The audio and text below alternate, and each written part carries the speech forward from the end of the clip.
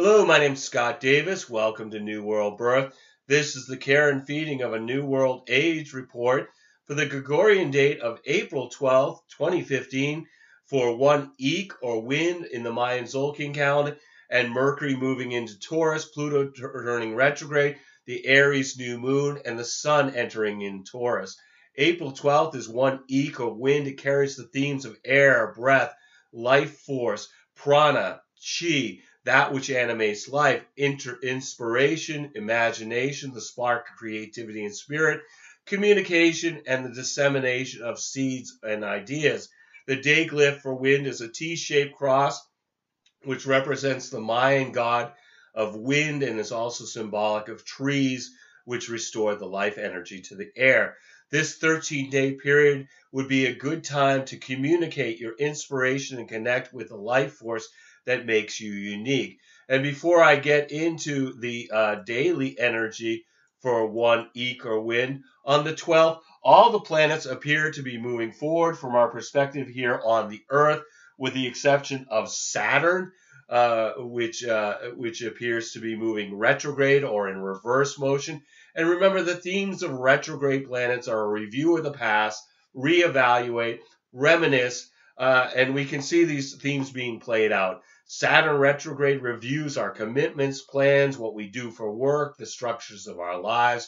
And this one's a little more complicated than most because Saturn begins its apparent reverse movement in Sagittarius, but then later it backs into the final degrees of Scorpio. And Saturn retrograde is a taskmaster that demands we take responsibility to review our beliefs while in Sagittarius and our ethics while in Scorpio. And the big change for the 1 wind Trisena is Pluto turns retrograde on 5 Kimi, or transformation, which the energy of Kimi and transformation and Pluto, these are very similar in meaning. When Pluto, the planet of transformation through death and rebirth cycle, turns retrograde, it's about a review of the past and through a death and rebirth cycle. April begins with a time of releasing anything from the past that is a burden to our new path. Sorry, I'm hoping to release this cold soon, but it's still holding on.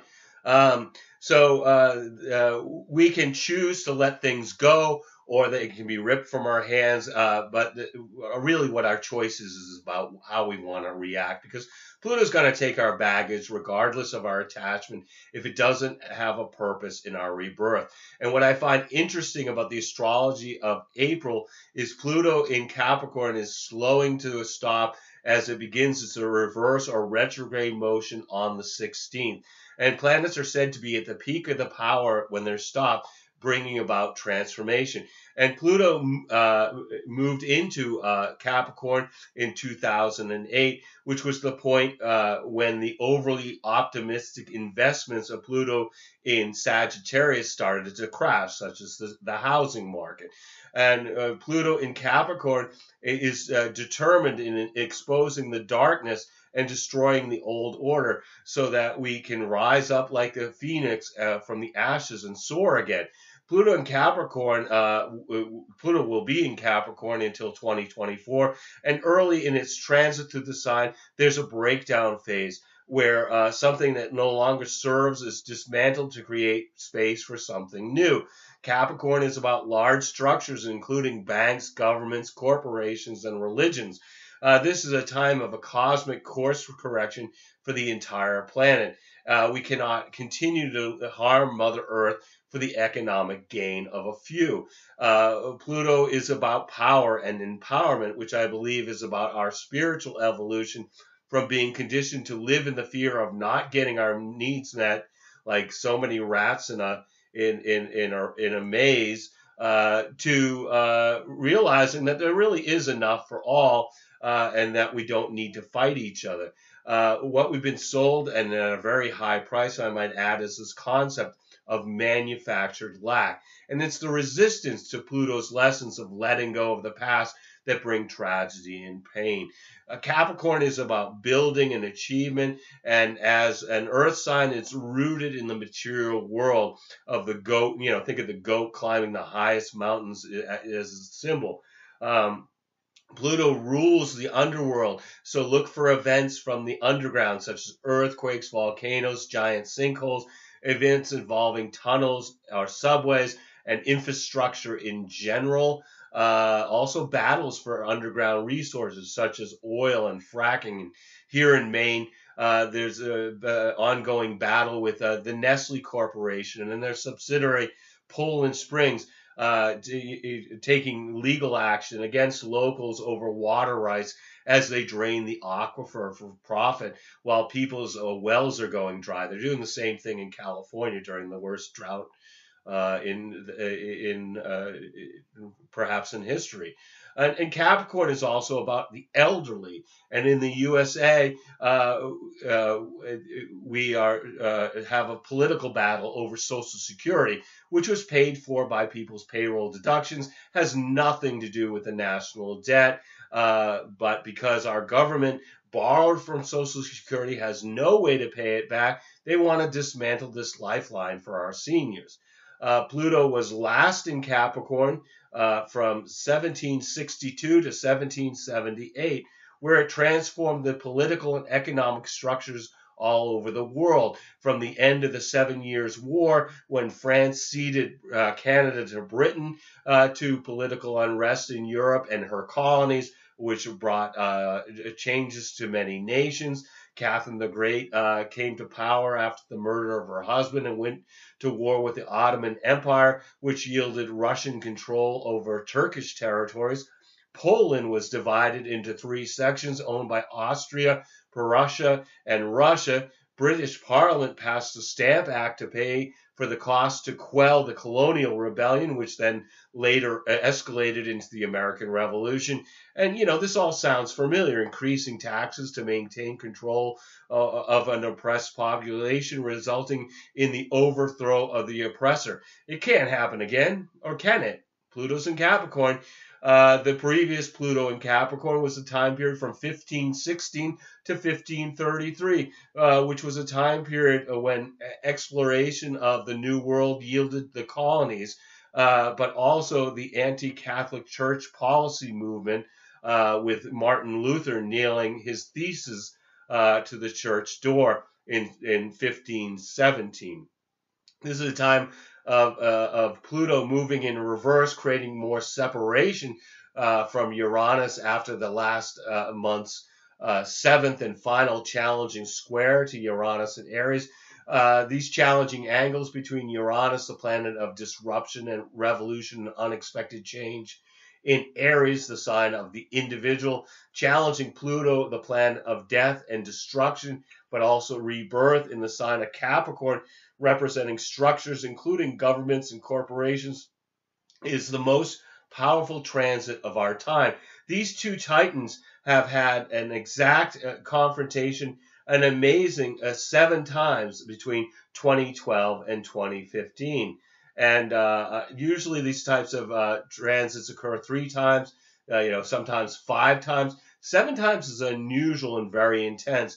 And now we're post the square time period, as we continue to assimilate the energetic of this 7 Uranus-Pluto squares. So let's look at the daily vibrational energy of this trisena. On the 12th, we have 1 Eek or wind, unity experienced through communications in the Mayan Zolkin calendar, with Mars in a sextile to Neptune. So from our perspective here on the Earth, this is a 60-degree angle, bringing a time when ego takes a backseat to seeing the world with a greater sensitivity and heightened intuition. It brings a perspective when looking at friends and the folks we interact with compassion and a desire to help out. Great energy for activities like walking, meditations, yoga, tai chi, something that links physical activity with spiritual experiences, and also for creative projects that require physical action. I'm not going to be covering the daily lunar activity in these reports, other than new and full moons, but that information is available on the New World Birth daily Facebook posts, and also on the blogger New World Birth blog. The 13th is 2 Akbal, or night, duality experienced through contemplating the stars in the Mayan Zolkin calendar. The 14th is 3 Khan, or seed, or lizard, taking action through planting seeds and making new connections when Mercury enters into Taurus and moves into a new sign, which lasts just 2.5 weeks until Mercury goes into Gemini on May 7th. In Taurus, Mercury slows down communication and stabilizes thinking to be more practical and constructive. On the 15th, we have 4 Chichan, a serpent, which is about stability through being flexible, with Venus in opposition to Saturn. So from our perspective here on Earth, this is a 180-degree angle between Venus and Saturn, which can bring a sense of conflict between our duties and discipline and our desire for socializing and enjoying friendships. Somehow, even if we can get away from our obligations, we can't fully enjoy ourselves. Saturn can be cold, leaving us feeling lonely even in the presence of those we love and enjoy. Don't take these feelings too seriously. This is a short-term transit and only affects us for a few days. Relationships will make us aware of aspects of ourselves that perhaps we prefer not to face. And then on the 16th, we've got 5 Kimi, or transformation, empowerment through releasing what no longer serves us, with Pluto, the planet of transformation through death and rebirth, turning retrograde, which is about reviewing the past and will require releasing anything from the past that is a burden to our new path. Pluto is affecting many of us as it changes directions at 15 degrees Capricorn to spend about 6 months appearing to move in reverse from our vantage point here on the Earth. This is a time of increased intensity and force when superficiality will not be enough. This will be particularly intense for people who have personal planets in Aries, Cancer, Libra, or Capricorn. And then on the 17th, we've got 6 Monique, or deer, which is about being in the flow through being a service to others, with Mars in a square to Jupiter. So from our perspective here on Earth, Mars forms a 90-degree angle to Jupiter, which brings energy for successful activities and furthering new projects, with a caution against being reckless during the surge of unbridled desire. Folks will be tempted to shoot first and ask questions later, acting quickly without considering all the factors. Unjustified optimism that our efforts on the 17th will turn to gold may unbalance our judgment. Sorry, this cold keeps hanging on. Through planning and forethought, we may find success, but it will not come based solely on luck. This transit is future-oriented and good for furthering new projects. Just avoid overextending yourself or your resources. There's also a fondness for taking risks and pushing beyond the normal limitations of energy. Impulsivity now will be paid for in the future, which may be less than pleasant, or it may result in accidents at this time. Putting this energy into practical actions, represented by Mars and Taurus, will require confidence and faith. Jupiter in Leo may be the best way to utilize this transit.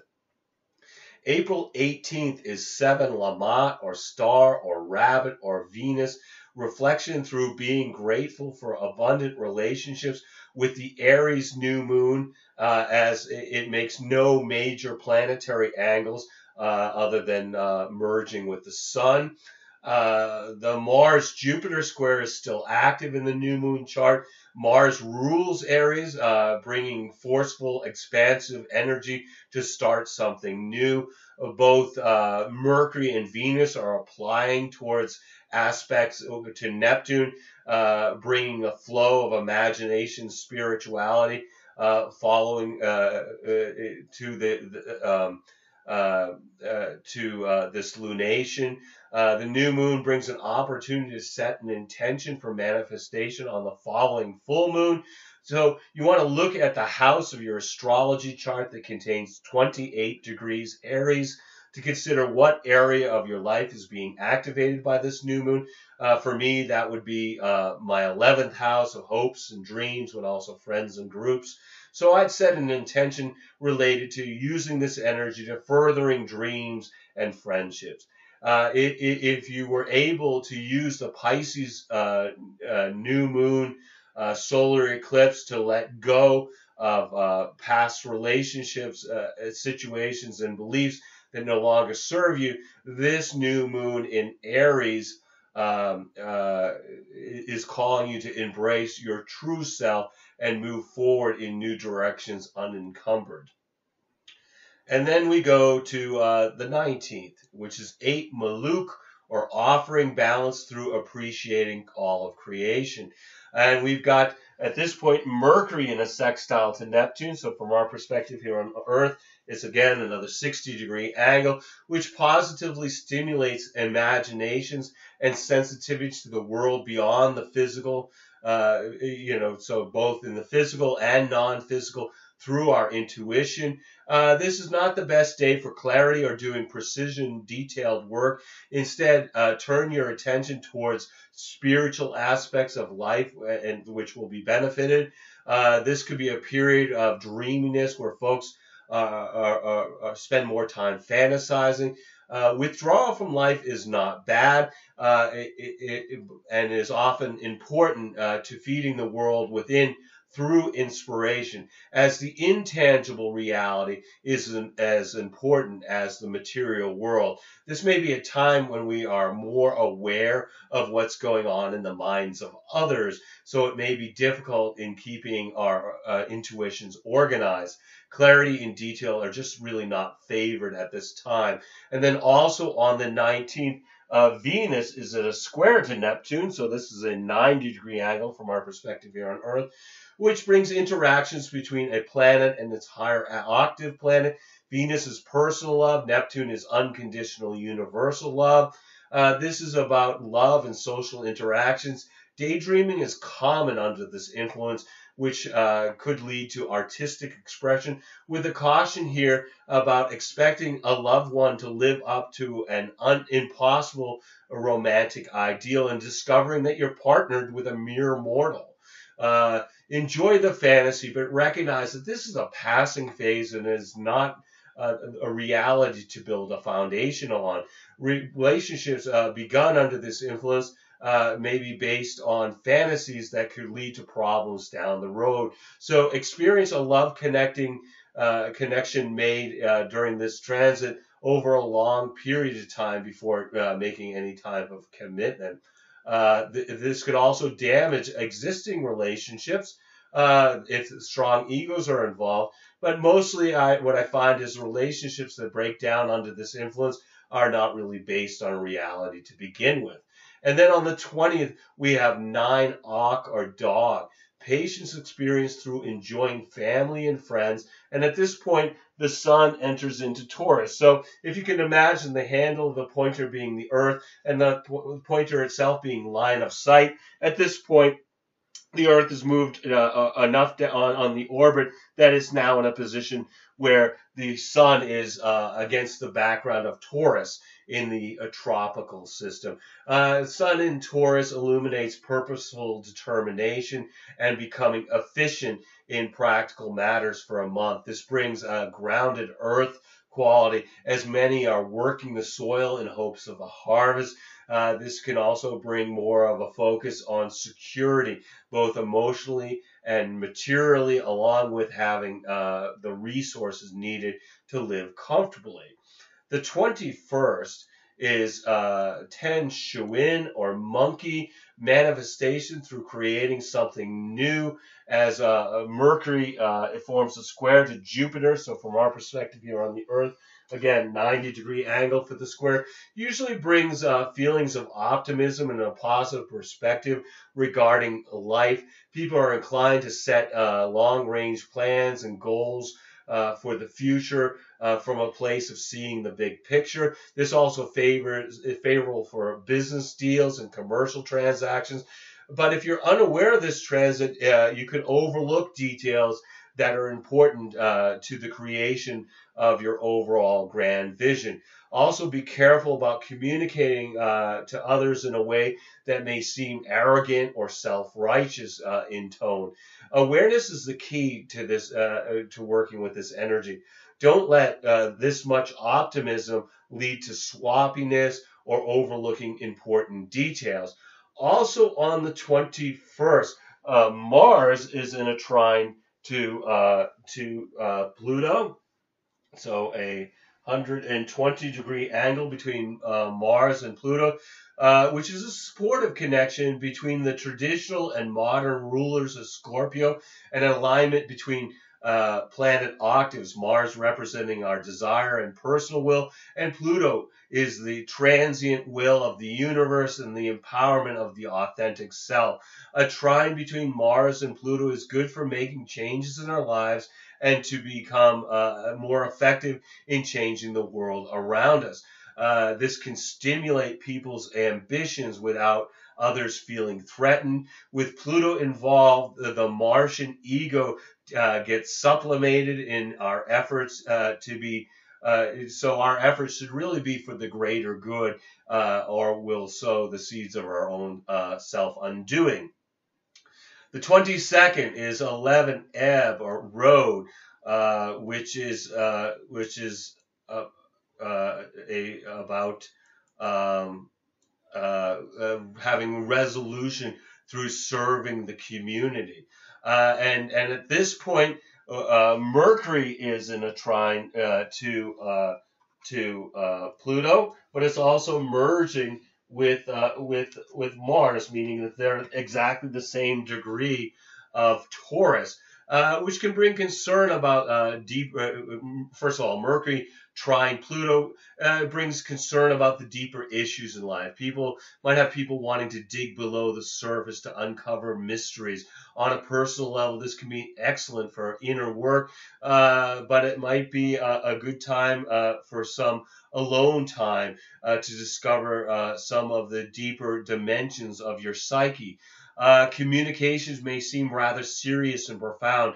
Thoughts will be more focused and gain insights about important developments.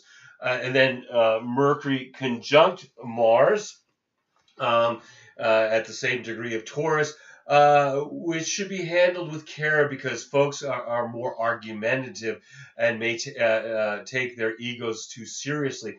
This information that activates circumstances where people need to take action. Also on the 22nd, we have Venus sextile Jupiter. So from our perspective on the Earth, this is a 60-degree angle between Venus and Jupiter, which brings feelings of contentment and benevolence. It's very nice for being at peace with the world. Friendships benefit from generosity with activities engaged in at this time, becoming a fair exchange over time. This is also favorable for financial dealings, particularly foreign investments, and relationships that begin under this influence should be mutually beneficial. It's also very good energy for getting together with friends and enjoying this heightened, this lighthearted transit, particularly engaging in some form of rest and recreation and leaving more serious and routine business for another day. The 23rd is 12 Ben or reed or corn in the Mayan Zolkin calendar, which is about understanding through maintaining the home. And April 24th is 13 Ish or jaguar, movement to the next stage through enjoying nature, while Mercury is in a sextile to Chiron, brings an understanding to and communication about our healing processes. So no matter what energies that are affecting you during the one wind trecenta, take some time to be in the flow of the planet by being in nature, watching a sunrise or a sunset, communing with the stars, being conscious of the moment through introspection, meditation, or just being really conscious of being with somebody you love. Um, Every day we have is a blessing, no matter what dramas beckon to distract us. We're all here just giving the performance of a lifetime on this world stage. Just take some time to observe the play as well as act your part by realizing you're a spiritual being that's having a human experience. And I want to thank you for checking out New World Birth. The next segment of Care and Feeding of a New World Age will be on April 25th for one Men or Eagle, with Mercury moving into Gemini, the Scorpio full moon, Venus moving into Cancer. You can share this information. You could check us out on Facebook, YouTube, or the Buy and Magics website, as there are New World Birth presences in all those places. And as always, I encourage you to share this information as videos or as text as widely as you choose. And I invite you to contact me at newworldbirth@yahoo.com if you've got any questions or you wish to schedule a reading. I am providing readings and wish to make this available to the greatest amount of folks. So I've created 3 options with 3 levels of compensation. So it's geared towards all types of levels of income. And if you've been thinking about getting a reading, please contact me. I would love to provide you a reading during these uncertain times. You'll need to be able to either call me in Maine in the USA, or we can connect with Skype to receive your reading. And as always, I'm blessed that you've taken the time to connect with my passion for all of these ancient mysteries and their application to our journey during this incarnation. The light in me honors the light in you. Namaste, in Lakesh, and so much gratitude that you are connecting with these offerings, and I look forward to connecting with you in the future. Peace, everybody.